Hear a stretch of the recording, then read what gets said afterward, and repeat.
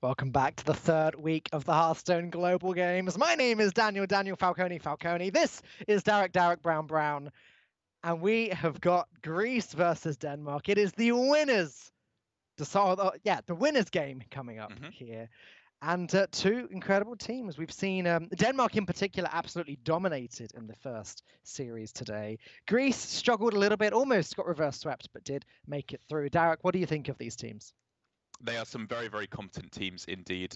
Denmark, I think, in the first week of Global Games, where we were watching them get through the initial round of 32, I think they may have looked a little bit shaky. You know, me and Neil were saying we felt like it was mainly in terms of communication. It was silly mistakes they were making, the kinds that this caliber of player shouldn't be. It really just felt like today they have ironed that out. They are looking very, very strong indeed. And like you say, Greece looking a little bit shaky there, at least in terms of the scoreline almost getting reverse swept. But I think we can agree that despite the fact we haven't seen all too much from Hawkeye recently, Greece is really just looking like one of the top tier teams in the global games. Yep, I think that is definitely a reasonable assessment. If we just run through their lineup very, very quickly. So Denmark shielded their Druid, which I believe is the version that can OTK Pounce. I believe you are correct in that assumption. It goes with the cutting of swipes from the deck list. It runs Floop's Glorious Gloop, as well as the Pounce combo. So it's nice and easy to do the combo as long as you are holding on to the Pounce. But I think most combo Druid players will agree that generally you only really need to save the combo for Warrior and Druid specifically, and most other matchups you're pretty easy to just start churning through the rest of your deck. Absolutely, yeah. You can just outlast the Shaman for sure. Denmark also have their Highlander Hunter. They have Combo Priest, and they had Quest Shaman, which was banned. On the other side of things, Greece shielded their Token Shaman, which you see now. So both teams starting with their shielded deck, interestingly. They had Combo Priest, which was banned, and they have normal Rogue, and they have their own Druid, which is again a more conventional Quest Druid. Kind of an interesting decision there that we didn't see on turn 1.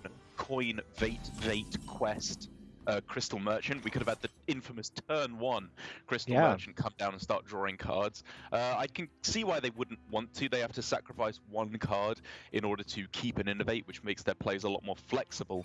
But it does mean that they are down a card draw, which is an interesting dynamic to strike. All right, Derek, can we talk about Overflow for a second? Please. Because we've seen it popping up a little bit more frequently in Druid recently. But given that we were just talking about the combo, isn't that a bit risky to put in the deck with the combo? Because in those matchups where you do need it, if Overflow's, like, you have to play it, right? If it's deep in your deck, you still have to play it to do the combo. Yes, I mean, well, interestingly enough, now that when you're doing the full combo, do you have to play it, or is there enough space in your hand, as long as it's on the right-hand side, that you could just keep copying over it? I'm like 90% bad card. Really? Because it doubles every time you play at least, doesn't it? So it becomes 2 bad cards, becomes 4 bad cards, becomes 6 bad cards. Well, not if you're copying. If you have like 6 cards in hand and you copy the 4 on the left, right? So it would. Yeah, I mean, I'm not sure exactly if you can do it, but basically, where I see Overflow is it's a very, very good card, obviously in terms of raw power level, and it's also good in the deck if you build your deck specifically for it. You have to massively lower the curve of your Druid with cards like, as we're seeing here, the Pyromancers, the Pounces, Worthy Expedition, all that cheap nonsense in order to actually be able to spend the cards on them. But I think it's a good list. I really like it, actually. Yeah, definitely really interesting, and Overflow again. I mean, I agree. Generally, I think it's a very, very good card for the Druid decks. It does help their game plan a lot. But on the other side of things now, Hawkeye with the Haunting Visions. Now, again, Derek, you are a Shaman connoisseur. Tell me what you think of that card. I've tried quite a few lists with Haunting Visions. I think one is fine, because I fully agree that when you're playing, the 29th and 30th cards are really, really hard to find. Like Lightning Storm, I'm okay playing on ladder because there's so many Shaman mirrors. In a tournament, I would not feel happy playing double Lightning Storm. so I can completely understand why they only want to go for one. I'm not certain that Haunting Visions is the card to go for. Personally, I'm more of a fan of Novice Engineer, even though it's not a very strong card, just because it cycles through your deck. You don't have to have this awkward card, because a lot of the time I find situations exactly like this, where, you know, you've spent 3 mana, you've drawn 1 card off the frog, but you got like kind of a rubbishy card off it. You don't really want Feral Spirit. It overloads you in a way you're not happy with.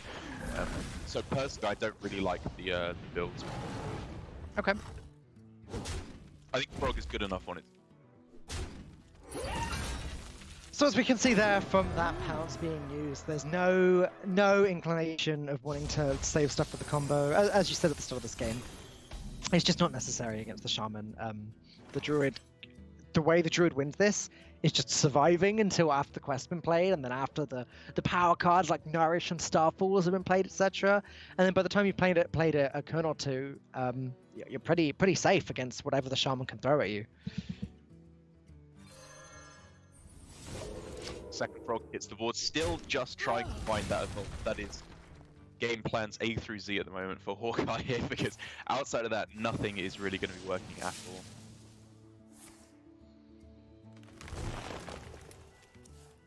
But of course, he can go for Voltaic Burst in order to draw through to his Soul of the Murloc, which might give him a little bit of extendability until he does actually find the evolve later on in the deck. But I honestly think at this point, now that we've seen a Nourish come down for Fury Hunter, it's probably a little bit too little too late.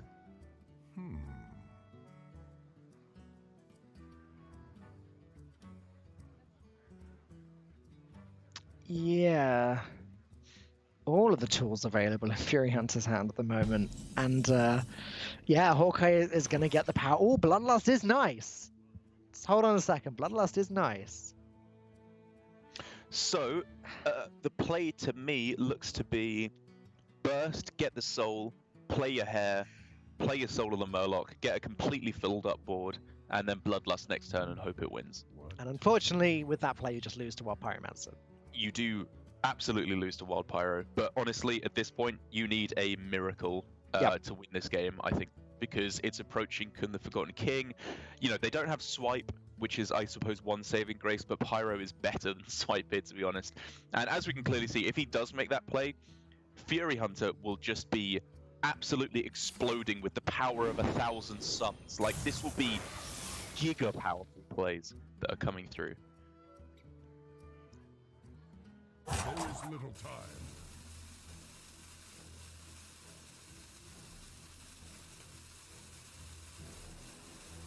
Discussing how much they want to throw into this turn.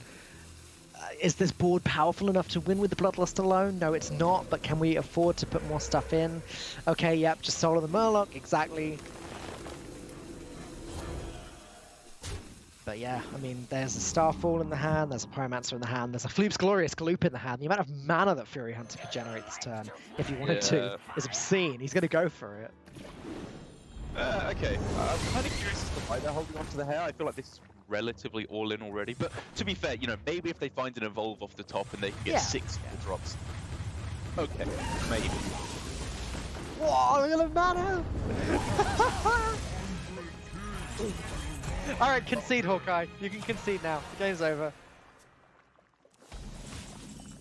Oh my god. That is one of the filthiest. That was better than a Yogg Saron turn, Derek. Oh my god. He filled up his hand, gained 10 armor, cleared the board.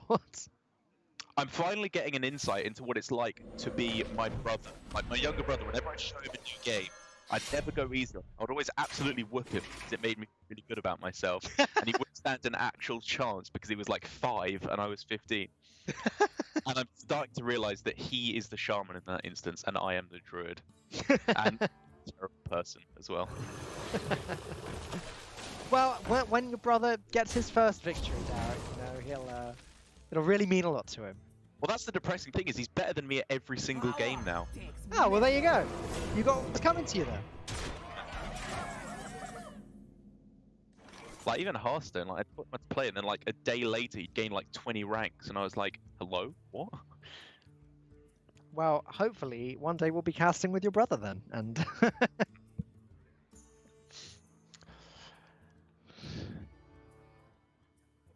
So there is a lightning storm. It does nothing.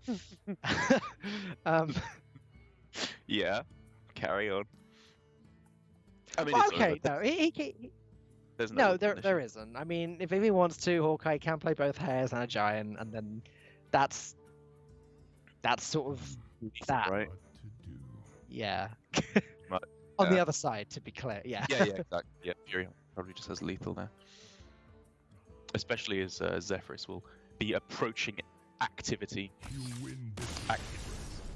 And there it is. The concede comes down to Fury Hunter, and it's really just been a dominating display from their Druid full stop over the last couple of games. Just very, very easy, cruising through to victory against the Shamans, as we saw versus Romania and here versus Greece as well. It just feels to me like a very strong anti-aggro list. Maybe up against the Warriors and the Druids, it's a different story where they have to play a control game. But against That's the very interesting. Because I had a little chat with Fury Hunter, and he was telling me the preparation. And apparently they expected the other teams in their group to bring Warrior. So Denmark's strategy is actually, as far as Fury Hunter is concerned, they are targeting Warrior. Interesting. I mean, to be fair, it makes sense, right? And that's why I like this build of the Druid, is that it has the anti-control power if you know what you're doing, because you have the potential for an OTK. But it also just has a lot more anti-aggro tools. I think it's very, very strong deck building from Denmark, which is really their cornerstone of their strategy, I think. Like, Fury Hunter has not been... Like, he's a very good player, but Fury Hunter is not an exceptionally good player. Like, there are only maybe like 10, 15 people in the world, maybe even that's generous, who I would say are truly exceptional players. But I think he has a very, very good grasp of what is good and is able to capitalize on that very well. Just to amend my last statement ever so slightly, so they expected the other teams to be, because they expected the other teams to be playing Warrior, they also expected the other teams to be playing like anti-Warrior, so they didn't want to go, that's the reason they themselves didn't bring Warrior, because they wanted to sort of bring decks that can beat Warrior, but also without going too control-y so that they lose to the anti-control strats themselves. Yeah, I mean, they're going level 3, right, I guess, with that, because level 1 is Shaman and Priest are the best decks, level 2 is Warrior beats those, level 3 is Let's beat Warrior. Yeah. I guess they're going level 4, even, potentially. How many levels are there? Just keeps going and going and going. And then you realize, wait a second, we could just be playing Shaman and Priest again, and it's probably the best. Let's play act. He also said to me, and I don't know how you're going to feel about this one in particular, Derek. He said to me, "Evolve Shaman sucks." Smiley face. Who said that? Fury Hunter said that.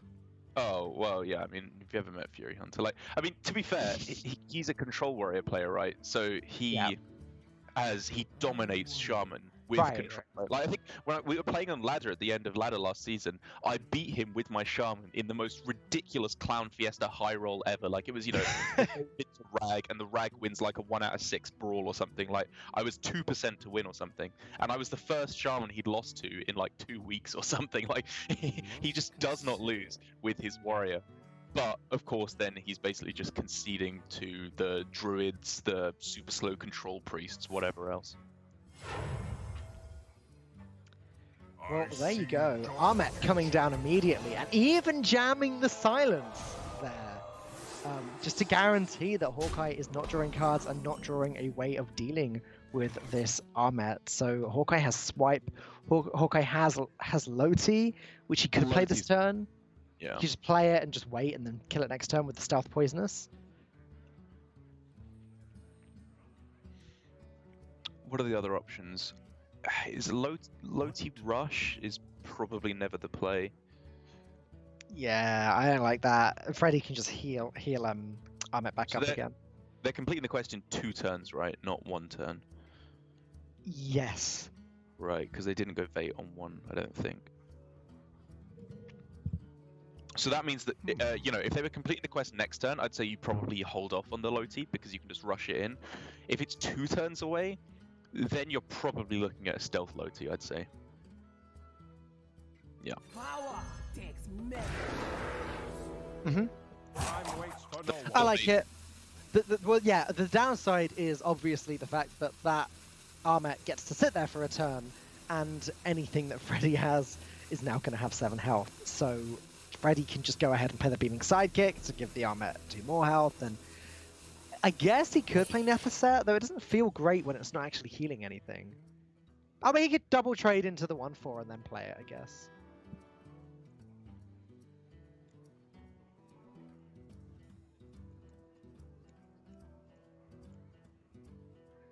It feels a shame not to use the Armet as it's there. Must consider.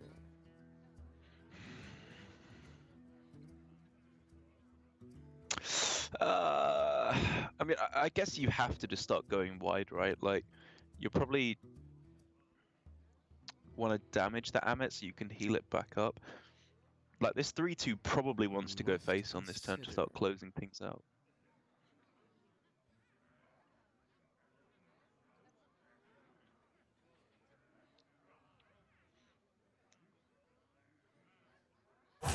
Quickly.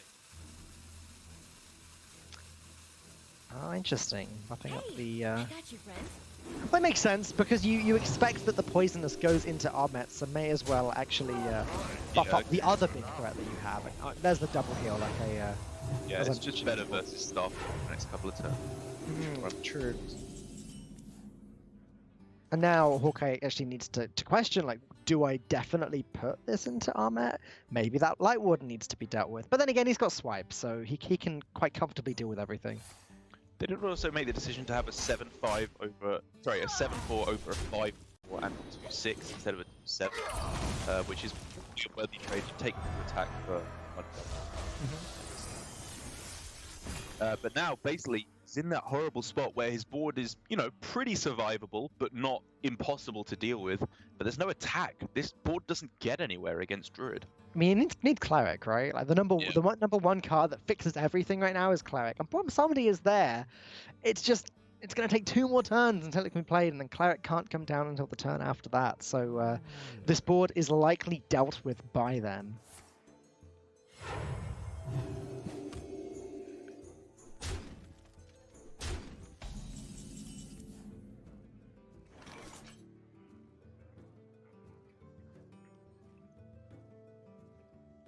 Starfall, a fantastic pickup for this point in the game. I mean, you're probably looking at doing it on this turn when nothing else kills anything. Whoa!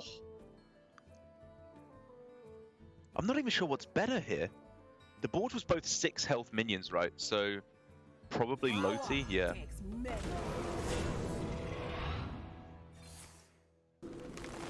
Disgusting.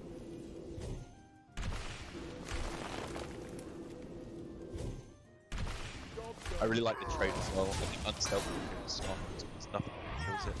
Oh, Hawkeye's gone. Bye, Hawkeye! he had a train to catch. Yeah. Oh, he's back. Okay.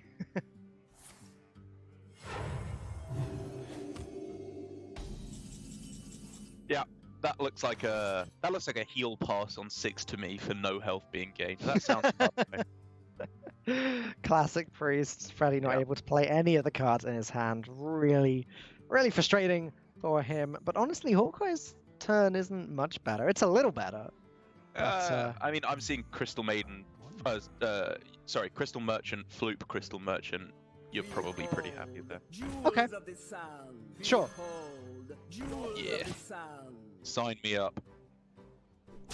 Because obviously what he's anticipating is the only way he possibly loses here is Born Samdi into probably Psychopomp for Amit into 5 1-drops. You know, maybe. But even that seems like a very, very long stretch.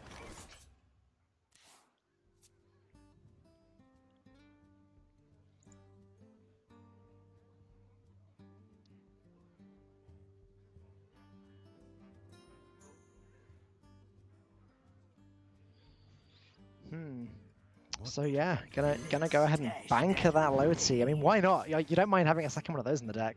Clear at the board easily, and just honestly, yeah, okay. Freddy has a handful of 1-drops, but you know that Armet's already been used, so they're not going to be that powerful.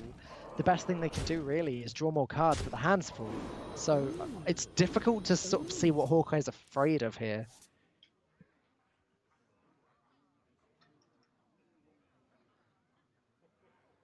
There's the pomp.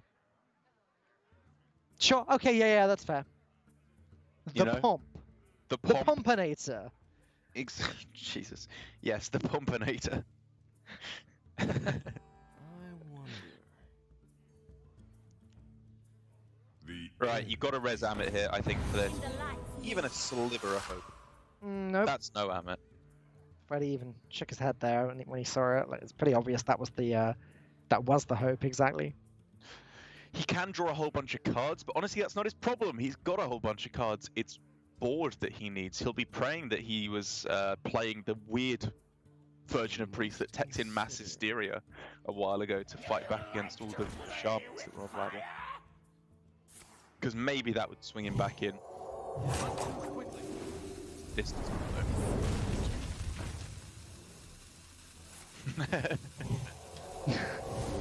I believe this play is known as the Keck W.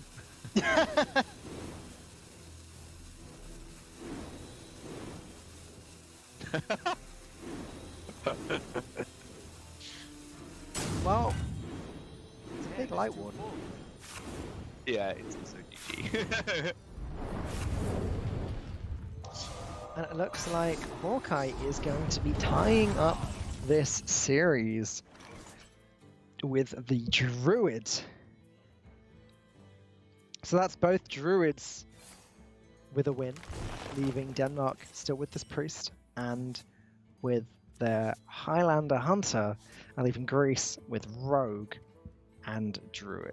Rogue and the Shaman, which we've already seen them lose with once, but come on, it's Shaman. Yeah, I mean, well, you say that, but Shaman. I mean, we saw in the first week, I believe it was, when USA got reverse swept on the Shaman, and then like the very next series, also reversed the Shaman. But we've seen the Shaman be targeted quite hard and suffer for it. Well, Greece almost got reverse swept with their Shaman in the previous series. They did catch their win there at the end against the N'Zoth Rogue, but Freddy and Fury Hunter are not playing N'Zoth Rogue. They are playing much more conventional decks. Yeah, 100%. But with both Druids getting their win here, it does just look like we're seeing a pretty strong trend, which is Druid just feels pretty good at the moment, honestly. Like, Priest is the only really, really terrible matchup, but with Kun the Forgotten King in the mix and players, I think, still struggling to find a warrior build that feels okay against Druid, because obviously they have Hakar going for them, they have some N'Zoth nonsense. It still feels like Druid is incredibly favored in those slow control matchups, and also has a very good time against a lot of aggro matchups as well.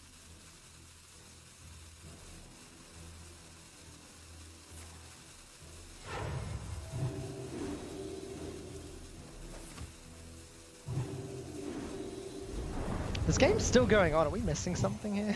I mean, he's trying to figure out if he has maybe he has something. This wasn't it though. Yeah. Okay. Maybe if they'd, but I think no possibility of anything happening there. So it is, as we were predicting, as I was saying just then, both taking the win. I just want to add quickly, Fury Hunter, one of the messages he sent to me did say, and I didn't know what he was talking about at the time, but now I do. In our Priest versus Druid game, on the last turn we messed up. We could have made a big minion that could win if they didn't have a clear on our taunts. Oh, really? So, yeah. So they should have gone clearing. They were actually aiming to get some sort of play there. But anyways, there you go. The score is 1-1. Denmark and Greece are battling. The winner of the series is going to be qualifying into the final week of the Hearthstone Global Games. So everything to play for. We'll be finding out which team wins after this.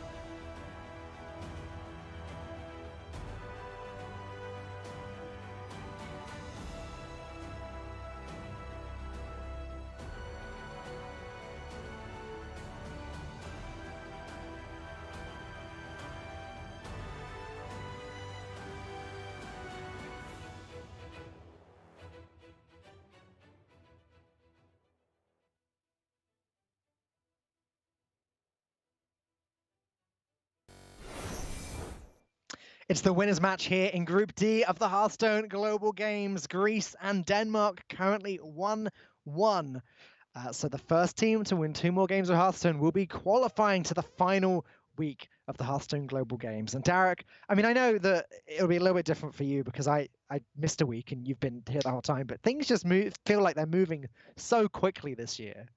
Lightning speed. We got no time to be sad. We were eliminated. Sad as I am to say it, we got to crown a champion nice and quick. And honestly, it's kind of a nice change of pace, I think. Like, with global games being very long, Grandmasters being a very long process, it's nice to have a quick tournament where you get your victor nice and quickly as well as the fact that they are fighting for a pretty respectable prize pool as well, $75,000, and getting to be played from their home. It's a pretty sweet deal for the competitors. Absolutely. As it is going to be Fury Hunter now on the Hunter up against Hawkeye on the Rogue. Not a matchup that we've seen yet today. The Rogue is not N'Zoth Rogue. The Grease's Rogue is a much more ordinary spirit of the Shark Rogue up against the Highlander Hunter, which sort of makes it in occasionally. We've seen some teams recently favoring the Highlander Paladin over Highlander Hunter. What do you think about this deck and its sort of place in the meta at the moment, Derek? I feel like when you were a kid and you were bored at school, did you ever try and balance a pencil on its point? Yeah, probably. Right, well, I did that because I always thought, wow, wouldn't that be cool to be able to balance it? And I feel like that's what Hunter's done, where like one side is good and one side is bad. Hunter is like exactly in the middle. Like, it's not bad, but it's not good either. It's like it's the balanced pencil of Hearthstone, where a single card added or a single card nerfed would be your teacher stomping over and saying, Derek, what on earth are you doing? This is exactly why you're failing. And because none of that has happened, it's able to sit perfectly at the point of just, it's fine, I'm so confused about that metaphor. I think it was perfectly clear. Why is one side of the balanced pencil good and the other side bad? Well, I mean, I guess in a 3D space it doesn't make sense. You have to imagine that I live in a two-dimensional world. Okay, for this analogy to make perfect sense. And right is the bad side, and then left is the good side, or either way around. And then, if it falls one way or the other, then it's good or bad. But at the moment, it's not. All right, I'm with you now. Love it. That was much easier than just saying, I think it's fun.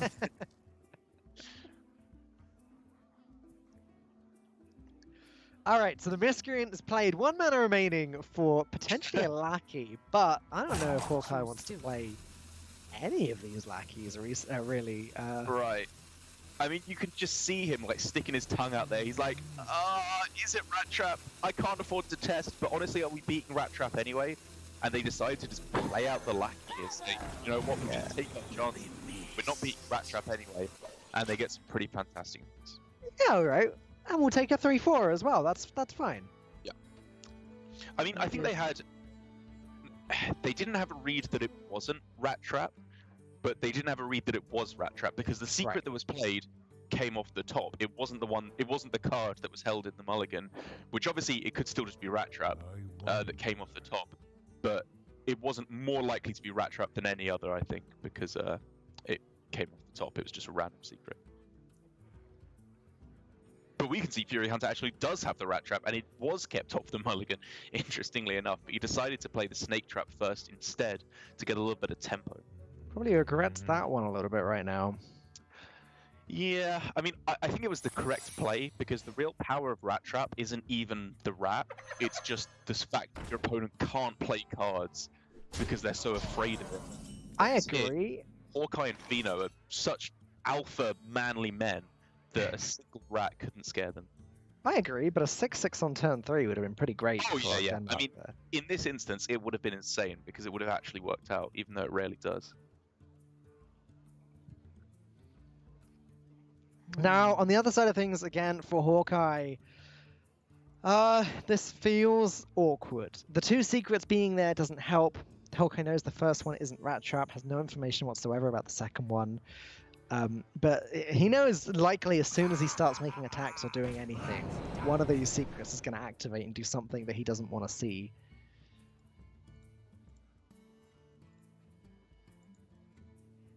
Oh, it looks like the rat trap is going to be proccing this turn as well. Yep.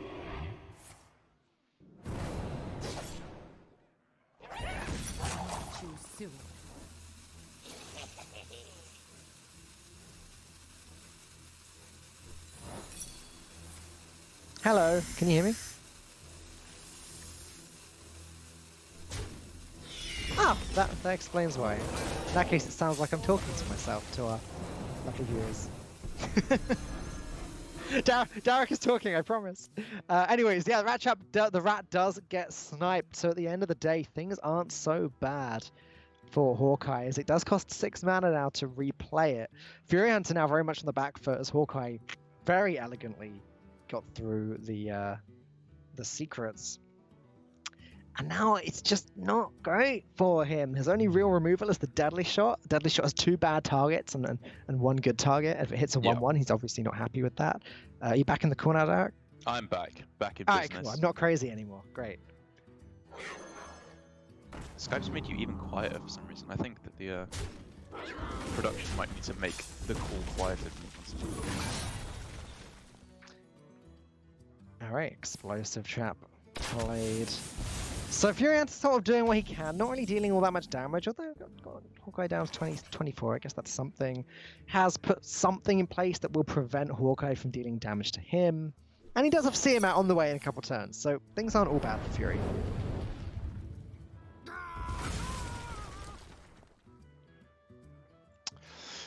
It's definitely not as bad of a situation as it usually is here for the rogue when you're facing down a rat trap, because usually that's just disaster town. Like, you don't really beat that, especially with the snake trap, which is also a fantastic secret against the rogue. I wonder. Is this ever worth playing a 4/4 Edwin here? Probably not, right? I hope you like my invention. Novice into either of the other three cost minions seems better. Bran? Oh my goodness. Wait, what, in the rogue? Ooh. Hawkeye gonna have a lot of work to do to make that playable, but yeah, there's no Myras in this deck. Probably just a bit of a low roll then for the for the Yeah. foreseeable future. Yeah. But the picking up a backstab there is pretty nice. Allows for, it's just a basic look at this turn. Clear the rat, play the Ursatron, play the Edwin. It's a nice clean turn, gets you a bit of stats on the board.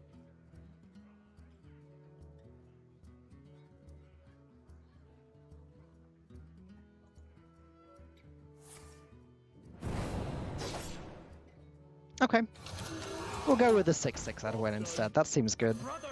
And again, it's just very awkward for Fury Hunter to deal with this stuff. Now is the CMAT turn, so I guess Fury Hunter could go rush Wind Fury and actually clear the entire board, but he's not developing anything if he does that. He's not actually doing anything proactive. He's only being reactive. I guess rush Divine Shield is an option as well, just to valiantly trade the Edwin.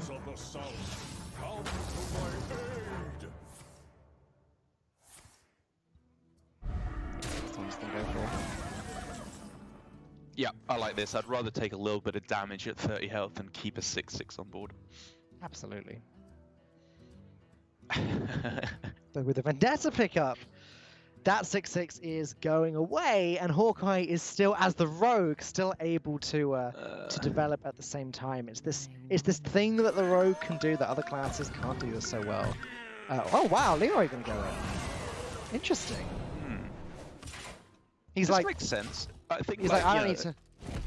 Sorry, at the moment, like, the health is too high to go for any kind of an aggressive game plan. So just using it as removal, trying to stall until you find something a bit more impactful, like Heist Baron Togwaggle, I imagine would be wise, holding onto this lackey so dearly.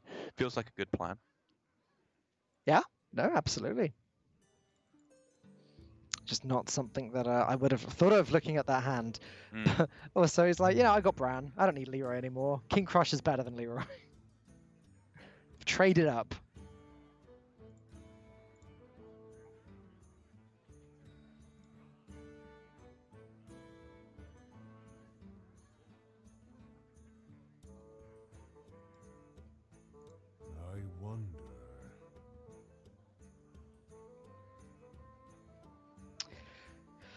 Double Snip Snap Hero Power is a very mediocre option, but maybe the best Fury Hunter's got.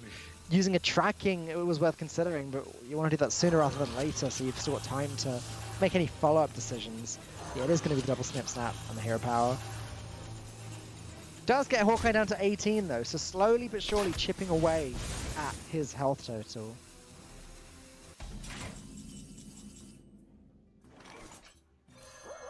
Snap playing the Blink Fox. Something needs to come out of this situation that works pretty well. And Fireworks tech? Okay, that's not bad.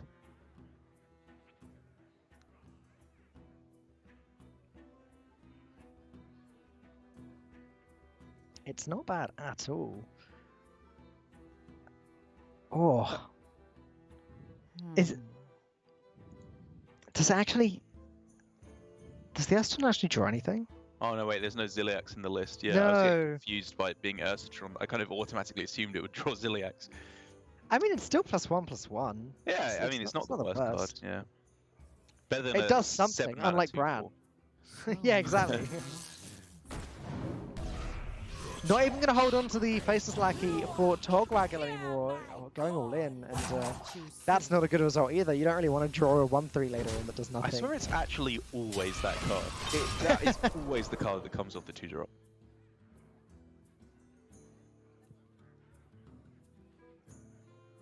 Seems to appear pretty often, yeah. Right, that's a slightly better... Oh no, wait, I was going to say that's a better Ursatron. No, it's not. He's drawn both the mechs, so both Ursatrons here doing absolutely nothing. Brothers in arms. Are there really no more mechs in the Hunter? Yeah, there's not. Wow.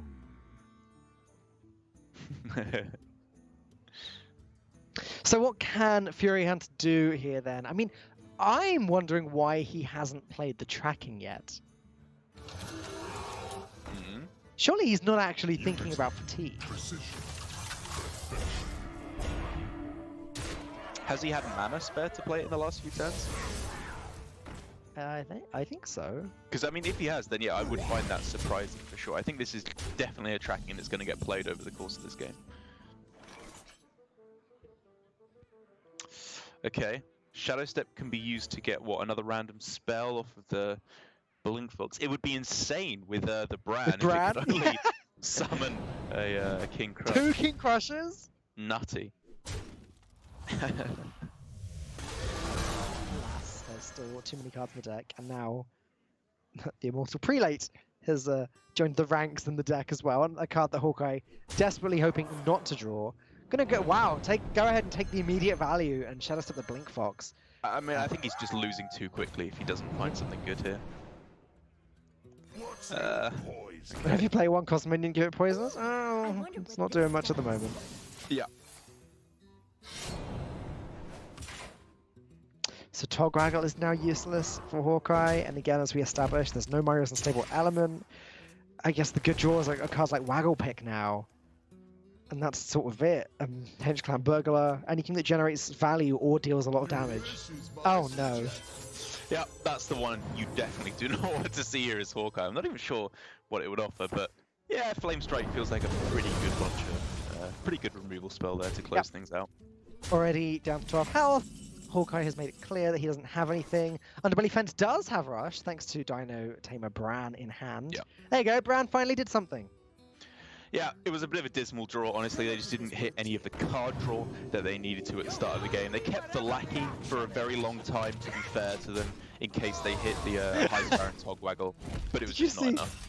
Did you see Fury Hunter's reactions to that? He started by raising his eyebrows in shock, and then when he saw nothing came out, he was like, oh, okay, and then started laughing.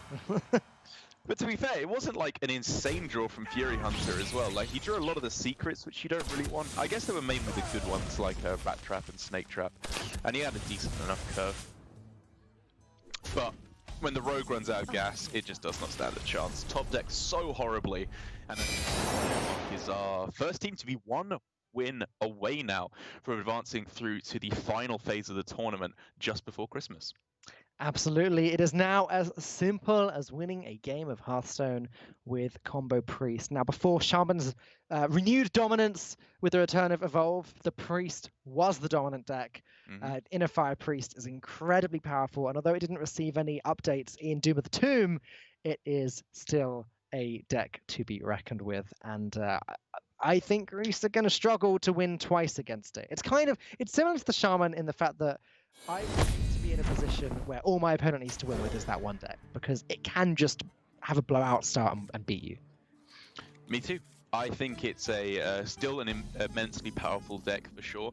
I think up against the Rogue and the Shaman, there is, I would argue, two matchups that it's ever so slightly unfavored in.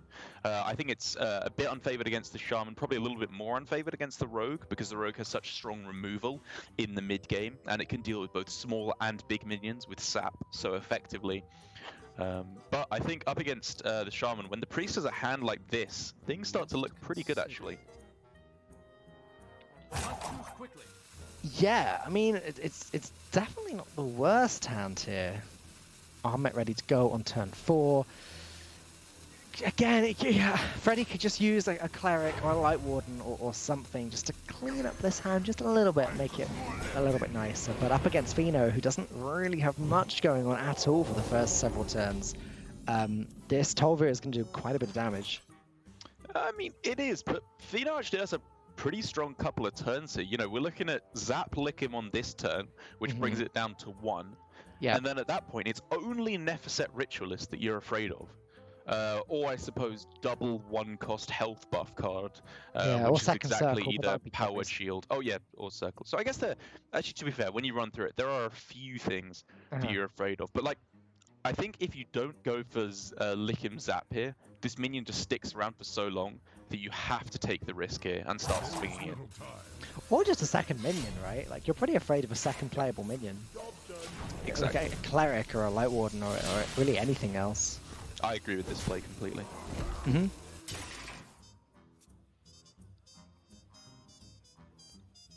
Acolyte of Pain not going to do much for Freddy, so I guess he has to just start with the Powered Shield, or... Oh. Well, there's nothing else he can do this turn. Yeah, I think you have to. Like, if you can hope to hit the God card of Powered Shield or Circle of Healing, then you are very much still in the game. Not the God card, but certainly going to do the job for now. Basically, anything that allows you to play extra arms next turn is probably game winning. Yeah, that's fair. Oh, remember extra arms used to cost 2? No. I cannot afford to remember that, or I will die.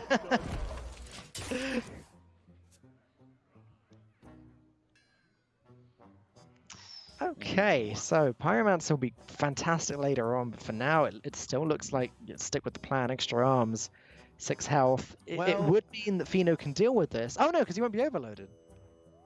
Right. Well, no, he will be because he played the Sludge Slurper, but the... Oh, sorry, yeah, of course. The thing is, do you actually need to play Extra Arms? Because Extra Arms is a spell in hand, which is really good with Pyromancer later on. And, you know, if you heal, the only thing you're missing out on is 2 attack. Everything dies to the 2 attack here anyway. And if you trade into something, Mogu can't even be played on the other side of the board. So I'm not really seeing the benefit of playing Extra Arms. I think it's just a choice between Acolyte or Heal here. So the upside of the Acolyte is that he can guarantee that it... Oh, no, because the weapon could still just trade into it next turn.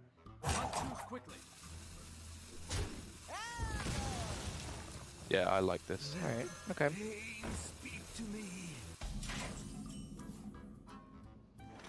Another Sludge Slurper. Wow, Fino's hand is coming together now. It really is. Freddy's reaction to that Sludge Slurper. Definitely wasn't happy to see that, and I'm sure his reaction to the Mogu is going to be even worse. Yeah, he's just praying no Mogu, no Mogu, no Mogu. Well, no Mogu you take. Oh dear. Yeah, this is the downside of their play. If he had traded and healed, he would have been able to play around the Mogu. It would have had to have been exactly Voltaic Burst plus Mogu Flesh Shaper. So this play gets punished big time.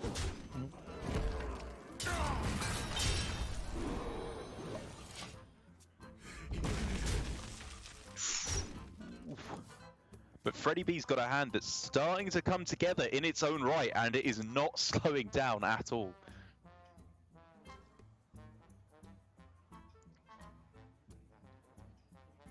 I mean, just Pyro Silence Heal, right, looks very powerful. I think that has to be the play. It does. It must be a little frustrating here that knowing that both circles have been used. For sure. So the sort of power play there is unavailable. I mean, and I it's think not it's even just something- curved so nicely. Next turn, you're looking at Amit plus Cleric for 2 Yeah, health. yeah, sure. And it clears everything except the Mogu, so yeah, this is fine. Zap isn't bad here. Keeps the Mogu alive. Is that relevant? Yeah, I think... the problem with Zap is that it means that the Stormbringer isn't playable next turn, though. It's true. Yeah. So yeah, don't play the Zap. Just prepare for a 2 minion Stormbringer next turn. Yeah. 2 good legendaries are more than enough to beat Priest, but the problem is that we're seeing more and more. Most legendaries aren't good. It's just a whole lot of rubbish most of the time. What are you saying about Harik? I'm saying it's garbage. Yeah, fair enough. Did you see? I didn't even realize as well. You know the new rogue legendary, like Sky Flick? Is that what it's called? Flick Shiv or something. The destroy a minion one, 6 mana 4/4. Oh yeah, destroys yeah. Destroy all copies everywhere. Yeah. In the light's name. Hyreek is gone. Hyreek is unplayable now because it just destroys all copies of Hyreek. Ah. I know. Yep, that's about what we're looking at as legendaries. About a 5/5 is what we're seeing from Yeah. a lot of these legendaries. I was gonna say last time they were both 5/5s. These are slightly worse than 5/5s. That's so, right. Yeah. And it's a huge deal for Freddie B because if we were looking at a 10-10, even an 8-8 here or something like that, things could have been getting scary. Very, very scary. But now, extra arms, cleric, trade, heal. Mwah.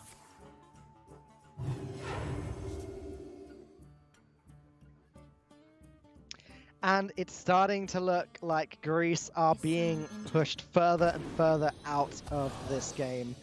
I'm not sure exactly what they can draw to make this comeback, but Fino's laughing, and I think that means that they are aware that it's over.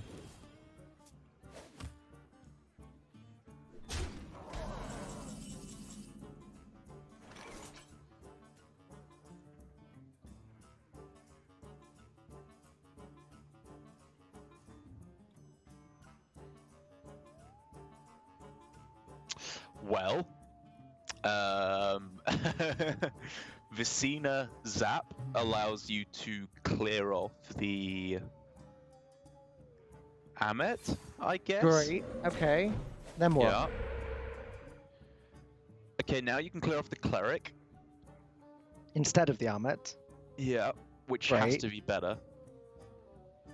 Okay. I don't know. Keep man. talking to me. Yeah, this is slipping away pretty drastically.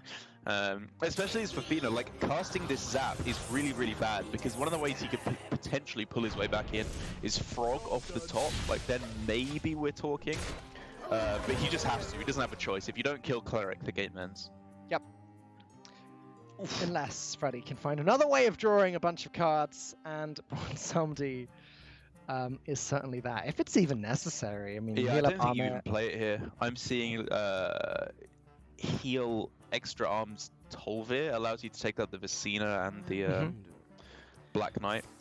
While also protecting the Armet. That's the one.